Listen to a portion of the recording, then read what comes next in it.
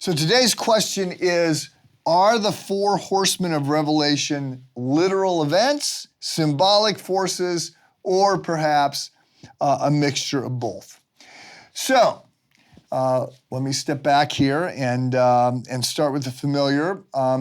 You open Revelation chapter 6 and you see that the first seal is broken. So there's these scrolls in the book of Revelation, and these are sort of divine announcements, and they're sealed. They've got all these different seals on them. And this is sort of an emblem of authority, like this has got, this is real. But not anyone, not just anyone, is qualified to break the seals and to open the scroll.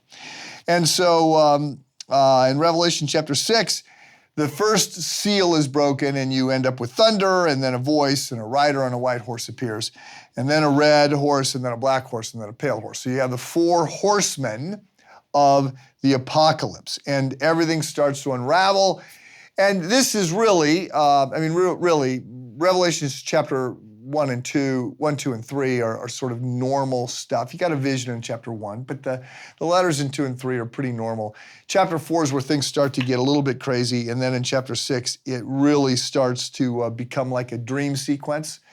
And so we're asking, are we to understand these as literal events? Are they metaphors? Are they future headlines? Are they present realities? I mean, how do we understand this language? So let's slow down. I want to say that the vision is not chaotic. It's very carefully choreographed, and there is stuff that we can learn here. So the first thing to understand is that when it comes to the four horsemen of the apocalypse, this is not the first time we've seen them. They're actually in the book of Zechariah. Remember, I've said the book of Revelation is the last book in the canon. And you got to read the first 65 books to understand how all the storylines are coming together here in the 66th.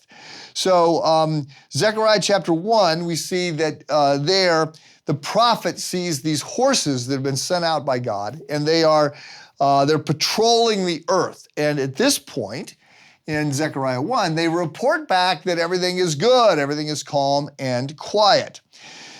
In Revelation, the mood has shifted. Now, the horses are no longer patrolling. They've been unleashed, and they have a rider, and each rider is bringing judgment, conquest, war, famine, death. And so the scene is different. So here's the key. Both visions remind us that these horses are not wild. God is behind this. What is happening is being directed, called forth. It's being controlled by the Lamb, who is the one who is opening the seals. So the Lamb is the one who is worthy to actually take the scroll and to break the seals and to get the directive from God the Father. So we can just step back and say, even when history appears to be spinning out of control, or even when things appear to be spinning out of control, God is still the one who holds the reins. So there are these four horses. So the white horse thought to represent, conquest or some sort of false peace. The red horse is symbolic of war, bloodshed. The black horse is economic despair and collapse, famine. And then the pale horse is the last horse, and the pale horse is the embodiment of death, which is followed by Hades, by the second death. So you've seen these, not just in the book of Revelation or not just in the book of Zechariah, but the four horses of the apocalypse has become something of a common metaphor that gets bandied about. And we've seen war, bloodshed, death, economic collapse, famine. We've seen these certainly on the pages of history books. I've seen them in your news feed. So that brings the question here, the question sent in, are these to be understood literally or are they to be understood symbolically? And not too surprising, you've got scholars that say yes to each one. And there are those that lean into the literal and say these events are future and they're physical and they're specific. And others that argue that this is more, there's a little bit more of a metaphor going on here.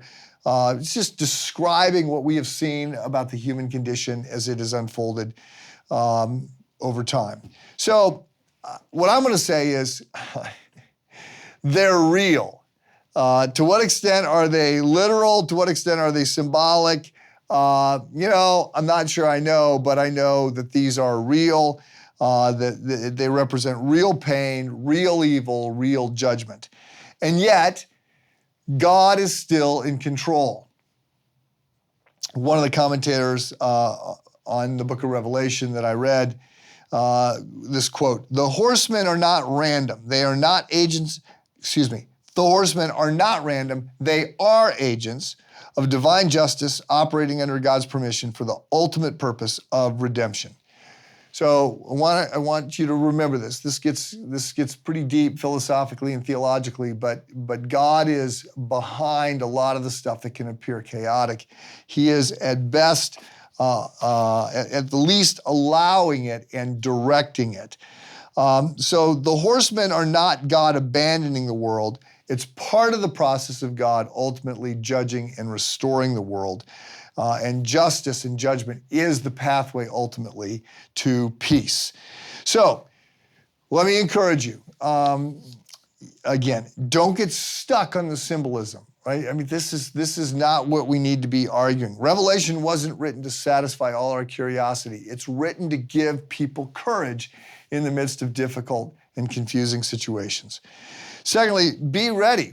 Whether these judgments are literal or symbolic, future or already underway, there's a sense in which we're called to live lives of faithfulness and confidence in God and some sense of urgency about being right with God and inviting others to be right with God.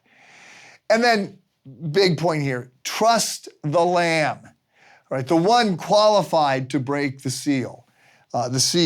And he's the one who went to the cross for you.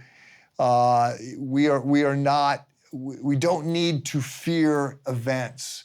Right? The Bible invites us to fear God, not events, and to be right with Him. So Revelation is a book of warning. Even more than that, it's a book of hope. The four horsemen are terrifying, but they don't get the last word. The Lamb of God gets the last word. The Lamb who died in our place, defeated death, and who promised to wipe every tear away.